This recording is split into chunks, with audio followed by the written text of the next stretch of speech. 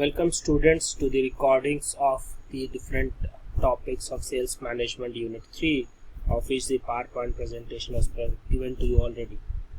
Today we are going to discuss in this particular presentation on the concept of motivating the sales force. So what is motivation is the first question that we need to understand. Motivation is to move. A motive is an inner state that energizes, activates, moves or channels behavior towards a goal. Motivation is a process of creating organizational conditions, inspiring employees to strive to attain company goals. This is a very important thing we need to understand. We are creating an organizational condition so that the employees will work on their tasks and achieve the goals that the company would like to achieve. So the purpose of motivation is to create conditions in which people are willing to work with interest, loyalty and a sense of responsibility. So there are various definitions of motivation.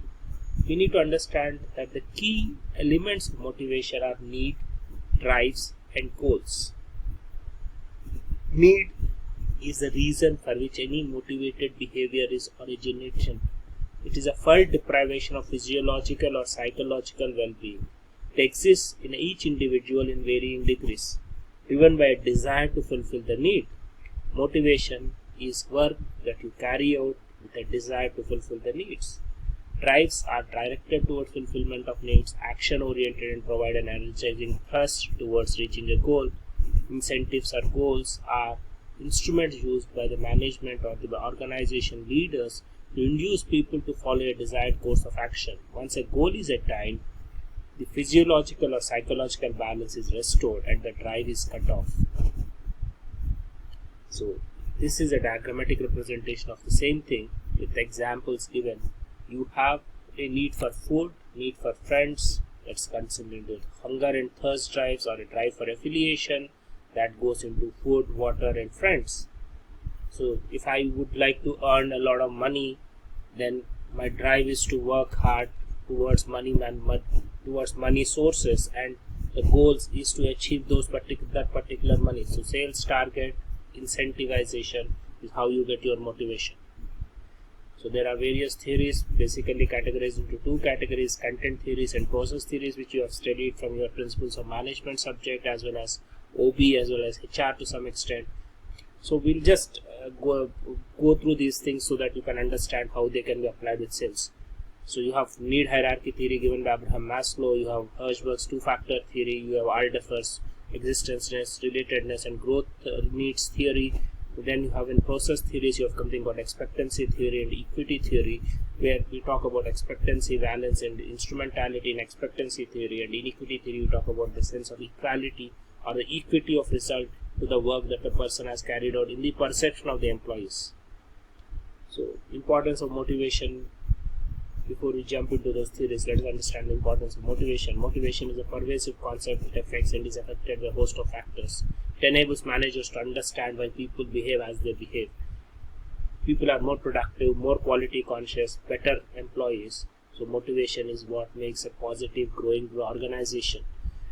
Organizational effectiveness becomes to some extent the question of management's ability to motivate its employees. Hence, appreciation of motivation helps the managers to motivate. How to motivate employees? If you understand that more need for motivation exists, then you can use certain tools of motivation to achieve the goals. If you do not realize that there is a need for motivation, then leadership interventions are not possible, therefore you fail. So motivation is the basic foundation on which your performance and productivity can be improved. So you come to Maslow's need hierarchy theory. You talk about physiological needs, safety, security needs, social needs, esteem needs, self-actualization needs. So the salesperson, when they are competing for an incentive or a prize, they are maybe working for esteem needs. They are talking about friendship, motive, relationship, social needs. When you are employed, physiological and safety, security needs may not be really that vital, but if job security is not there, then maybe people would not. The fear of job security may drive people to work.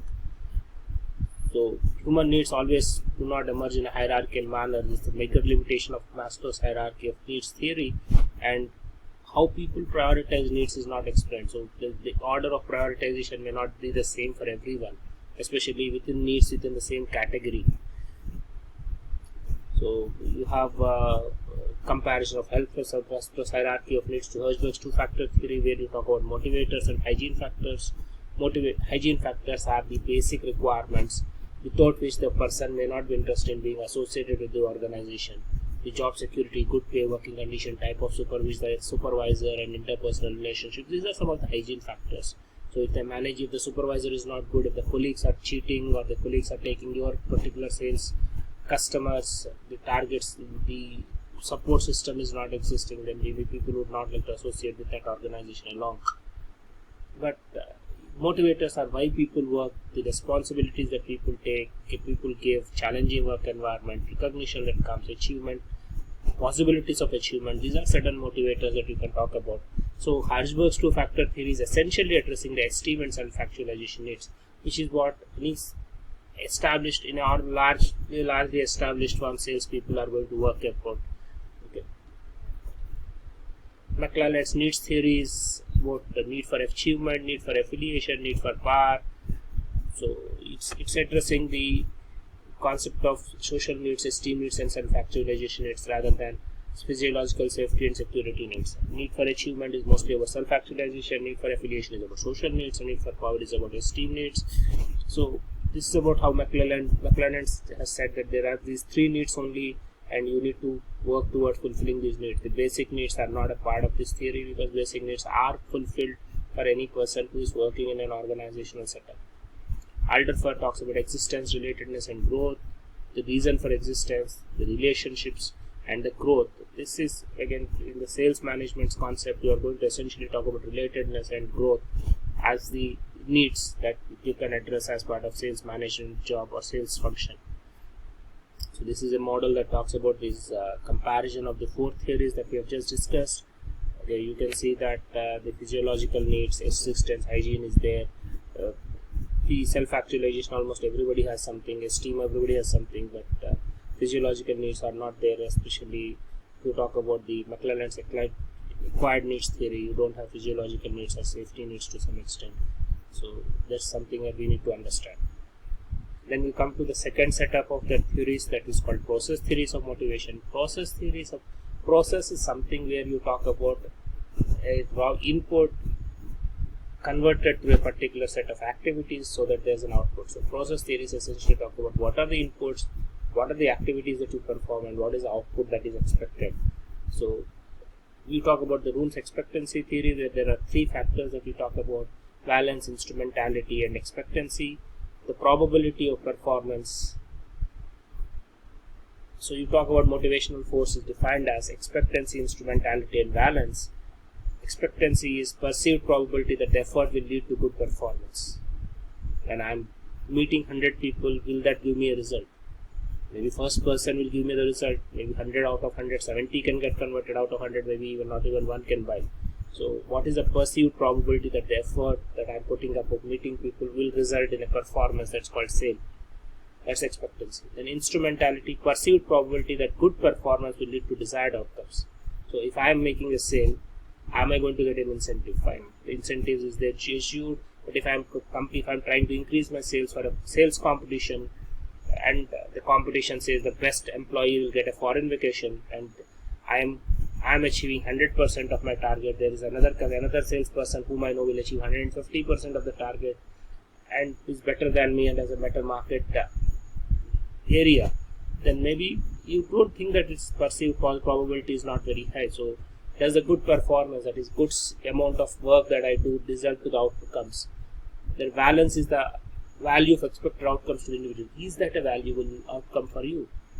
For example, if there is an option between taking a promotion as well as going for a foreign vacation, maybe you would give more importance to taking a promotion rather than foreign vacation. Maybe somebody else might say that no, I'll go for a foreign vacation. I'm very happy with the position that I'm currently in. So what is the value that as an individual the employee will associate to that particular outcome? The outcome is the incentive that you are giving. The expectancy is the effort that you are going to put, and the relationship between effort and the performance, and the performance and outcome is instrumentality. So if the probability of your effort giving to a performance is not very high, then people will not work. For example, getting a top grade in the examination, maybe if only 1% of the class is going to get a top grade, the average student may say, no, that's not my cup of tea, let me leave it at that and work for some other subject where I am a better performer. So the time allocation and the effort allocation is done by the employee is dependent on these three perceived probabilities: the value of the expected outcome, perceived probability, and perceived probability of effort leading to performance. So the effort is what the employer is going to look for. The effort will go up if the outcome is valuable and the probability of achieving the outcome is realistically good. That is about the expectancy theory. This is basically given by Bloom, so you have the concept positive, negative, neutral, all those things. So effort to perform, rewarding high performance is an important component of motivation. Poor performance should not be rewarded. Okay, this is something that we need to understand. Okay, so Porter Laurel has given an extension to this model where they talked about the reward probability, the intrinsic, extrinsic reward, satisfaction, equitability is a concept that they've added to it, ability to, so value for rewards is there, perceived effort reward probability is there, perceived effort is put up, agreed accomplishment is there, and the equitable rewards leading to satisfaction. This is later on extended into what is called an equity theory. Equity theory says sense of fairness of justice, my output versus other person output, my effort versus other person's efforts. If the rewards are similar for similar amount of effort and similar amount of result, that's fine. But if somebody is getting higher amount of reward for doing lesser amount of work, then the equity is not there, then the person is not, what the employee's satisfaction is going to be affected. The long-term motivation of the employee is going to be negative if the sense of fairness or justice is not there. If you get more than what you deserve, maybe you are motivated for that period, but other employees in the team may not be really happy with that. So the sense of balance of fairness is what equity theory is going to address, where your outcomes, other person's outcomes, there should be equality between your effort, other person's effort, other person's outcome, your outcome, so that the rewards are the same. Okay. So inequitable rewards, you talk about effort is less, reward is more. Okay, equitable rewards, effort reward is same. More than equitable, you put more effort, but the reward is less. Okay, so you spend 10 hours doing your work, but you are getting only maybe 1,000 rupees. Somebody spent only 1 hour, but they are getting 10,000. So you may feel disappointed unless there is some rational reason of why that person is getting it. The outcomes are different, definitely that's possible, but if the outcome is the same, but the person with lesser effort is getting better reward, then people will be dissatisfied and long-term demotivation will happen in the team. Okay. Then if you talk about systems and contingency approach, where every situation is taken as a unique situation and you work out.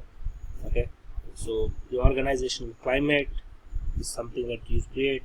Motivation also depends on leadership styles and transparency of communication.